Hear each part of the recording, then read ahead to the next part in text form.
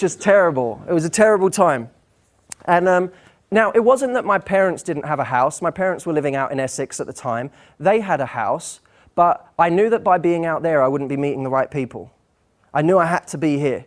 In order to meet the right people, I had to be here. And while I was here, that was a really depressing time for me. But that was also the time where I got emotionally lean. I learned to deal with most of the crap.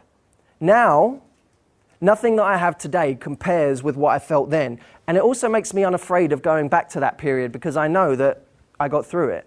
You get emotionally lean in those tough moments. Next, you have to believe that if you do everything, that if you work hard, you're going to get the result. You have to believe that. You have to believe that if you do everything right, or if you actually put the work in, you're going to get the result. If you don't, it's a torturous battle trying to get through it all. You have to believe that if I do this stuff, if I work hard, it will happen for me.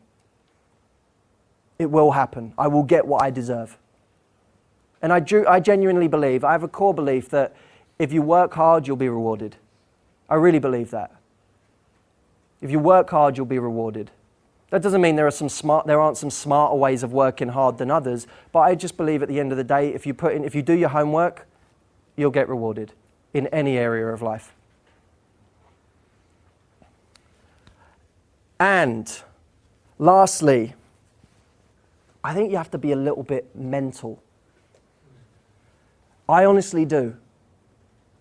I honestly believe that to become a really successful entrepreneur, you've got to be a little bit fucking crazy. Most of the people that I know that are really good, that are at the top of their game, they're a little nuts. They're not necessarily nuts in front of people, but they're a little nuts. They're functioning nutcases. That's what they are. You know how you get functioning alcoholics? These people are like functioning nutcases. And there is kind of a little obsessive streak in them that says, I got to get ahead, I got to get ahead, I got to do this. Even if I've been rejected on the phone 20 times, I've got to make the 21st call. I've got to keep going. They have that in them. And I believe we have to have that because I think the road is too long. Like, I genuinely think starting your own business and going down that road is difficult. And I wouldn't let anyone tell you that it's not. I think it's really difficult. I had a moment at the end of, and I'll wrap up with this point before we do a couple of questions. I had this moment at the end of one of my seminars. One of the businesses that I have is called Get the Guy. And it's a business that coaches women in their love lives. Now, this business, I've been running events in this area for the last 2-3 years. I got to the end of an event and I'd been speaking for probably 12 hours on Saturday and again on Sunday. It had been a long, long 2 days. Not only that, but obviously when you do a weekend seminar, it's on the back of a long, long week as well. So I got to the end of the Sunday and I'd given everything. I'd given all of my energy. I was really pumped and I got to the end of the weekend and I'm like, every part of my energy from the last 7 days is just like gone. I need to sleep. But I always try and, after an event, go for a drink with the people that have been on the event, just to catch up, just to kind of get to know them on a more personal level. And I was sat there, and one of the women sitting next to me said, Matt, you look really tired. And I said, I am really tired. How is that like, what is wrong with that? I'm tired, yes. She said, you look really tired. She said, you've got to look after yourself. And I said, I am. It's the end of Sunday night. I'm just tired. It's okay. It's cool. And she said, you know, it doesn't have to be this difficult, right? And I said, and I knew she was about to pull the law of attraction out on me, right? Because people usually do at this point. So she started talking about the law of attraction. And she said, you know, if you believe it's difficult, it will be difficult. And if you believe that it's easy, it will be easy. And this was a point where I was starting to get to the end of my tether. Because when you hear that stuff, you know what someone is saying. What they're really saying is, you have to set something up to be something that you enjoy, not something that you find difficult. And what this person didn't quite understand is that my life is, you know, every day is tough because there's a lot to do.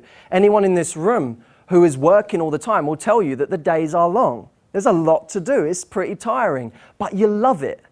That's why you do it, because you love it, because you wouldn't be doing anything else, because it's exhilarating, it's exciting, but it's not easy.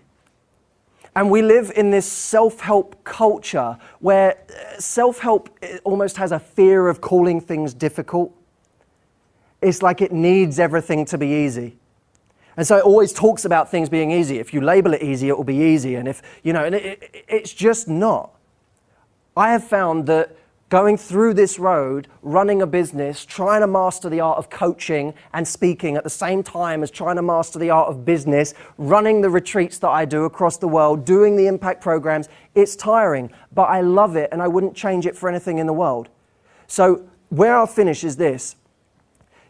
In the beginning, it's very likely that you'll feel more pain than pleasure.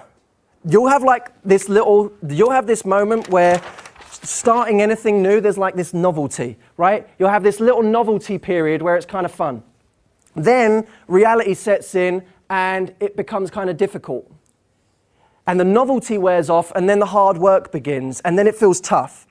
But it will never stop being tough because there'll always be stuff to do and there'll always be an element of hard work as long as you're really working on it, okay? Unless you remove yourself from your business, there will always be an element of hard work. But there comes a point where it becomes so exciting that that completely outdoes any of that hard work or pain that you feel. It's on a whole different level.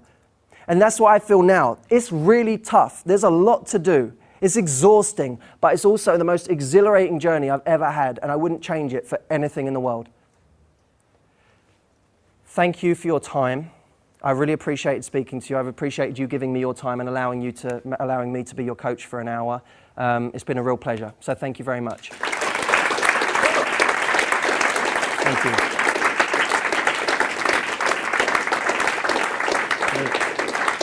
Thank you very much. We're going to do a couple of questions now, guys. So anything you want to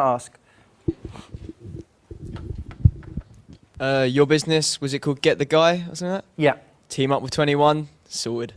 Definitely. Well, I often, in the women's seminars that I do, there's always a couple of women that say, why don't you just put us all in a room together with the guys that you coach?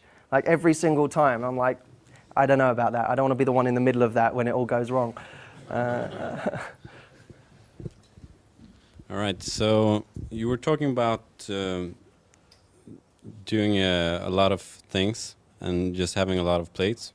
Isn't there maybe a fear of commitment as well if you have a lot of plates going and you have that novelty that you have over there and you just get a little glimpse of everything, but you never really commit. So how do you get past that and just get past your fear of committing to one thing? Okay, this is a really good question, actually. There are two things. One, when something starts to work, you'll know it will work because it will become quite exciting because you'll start to see some results from it. So as a result, you start to focus more on it, okay? So that's one answer, but some people can see results from something and still fear committing to it.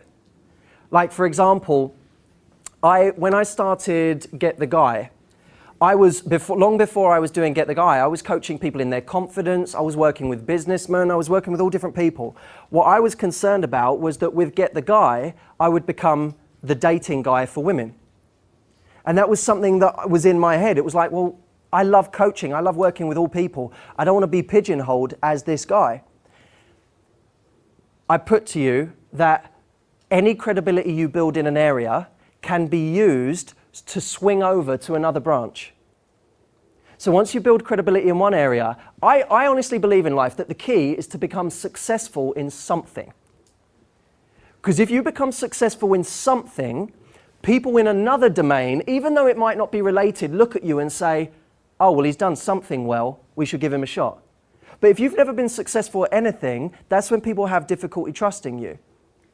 So I was coaching a model who's been a very successful model for the last few years, and now he's starting to branch out into doing films, right? That's nothing to do with modeling. But because he's successful there, people might actually give him a shot over here in a world that's completely unrelated.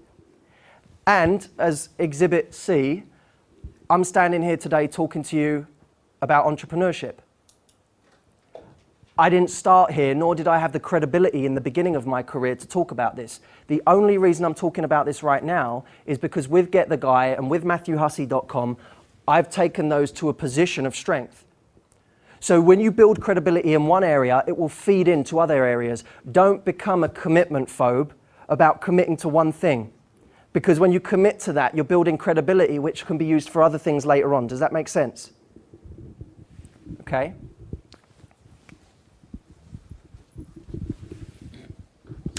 Hiya.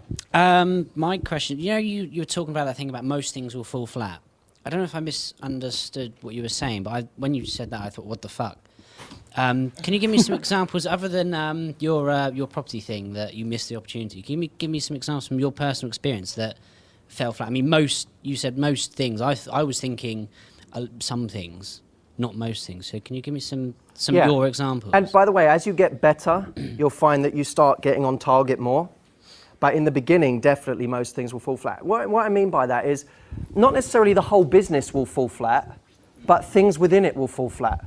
So you've got this person that calls you up and he seems like your biggest client so far. And you go, this is great. And then a day later he says, actually, I changed my mind. And you spend all night thinking that was going to be a great thing that transformed your business. And they go, no, actually, I'm not bothered.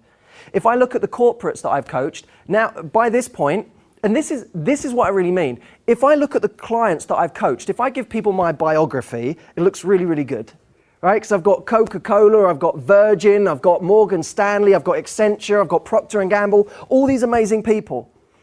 That's like the 2% that said yes. The rest of them along the way didn't want to know me. Now that those people have hired me, they all do. But before that, most of them were falling flat. Most of them you go and speak to and they go, well, I'm not sure. And it wouldn't go anywhere. But all you need to do is collect enough wins that you get to the next level. That's it. It's like a computer game. Just collect enough wins that you get to the next level, and then people are going to give you different opportunities. We had one here and one here, I think. Hi, just a couple of observations when you were talking about what makes entrepreneurs different to the rest of us. Something that I've picked up myself, and you touched upon it.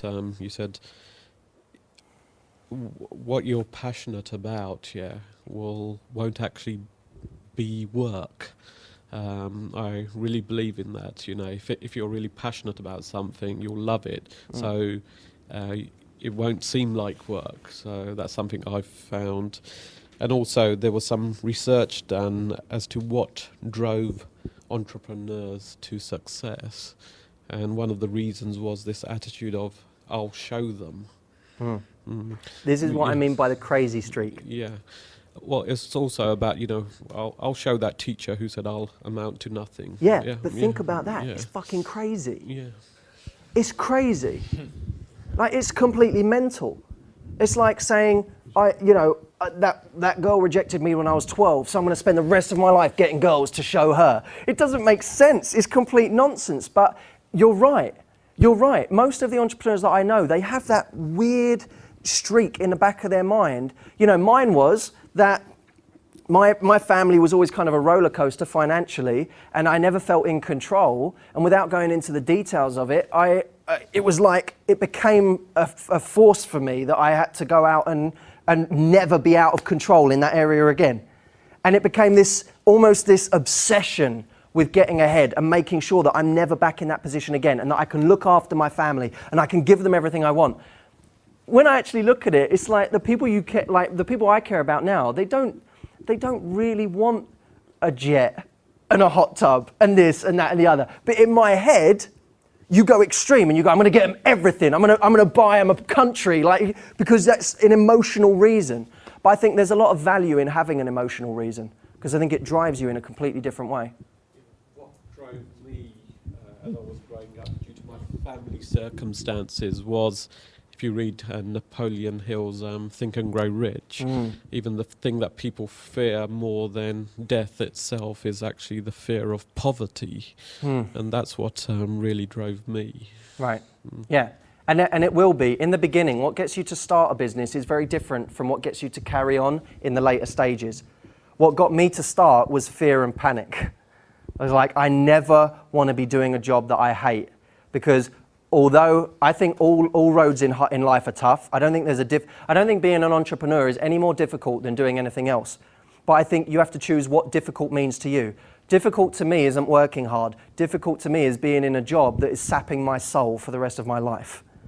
That's difficult for me. So that's what drives me. But as you start to get more success, it will be excitement that drives you, not fear and panic. Hi, yeah. Really enjoyed the speech, Matt. Thanks a lot. It was quite inspiring to see someone derive so much happiness from the pursuit of happiness, so to speak, kind of following on from that comment. Just on the whole, I've got loads of questions, but I'll just draw one from it. I just wonder whether you could comment on the idea of whether you think there's, drawing from this spinning plates analogy, whether you think there's kind of like a J-curve principle involved with the span of your attention and the probability of failure based on potentially spreading yourself too thin, whether there's kind of like a sweet spot on the number of pursuits you should begin with and try and draw success from and see what fails and what hits. Yeah, I think there definitely is. I think the key is when you're spinning plates to keep them within the bounds of what you're doing, if that makes sense. So, for example, if I'm running a new program that I'm doing, let's say one new program that I did last year that has become a permanent fixture is a retreat, okay? Now that retreat, in the beginning, I didn't know what it was going to be. All I knew is I wanted to take people out to an exotic location and work with them personally for 5 days. I didn't know what that was going to be at the time. Now, that's very different. Spreading my focus in that way is very different from saying, maybe I should invest in a car wash. Like, that would be an interesting opportunity. Someone's told me the cash flow stacks up, I'll do it. Because that's like a completely different focus. And actually, an interesting point, I had a property. I had bought early on, I'd bought a small house outside of London. Now, this house over time was appreciating, and had I kept it, it would have made me money. But every other week, I would have a call from the people who were the tenants in that house talking to me about this and, oh, the toilet broke and the sink broke and this, that, and the other. And I wouldn't want, like, the hassle of going outside London to do it. Because if I went outside London, it'd take me a whole day out of my schedule. That would cost me many thousands of pounds in work done in London.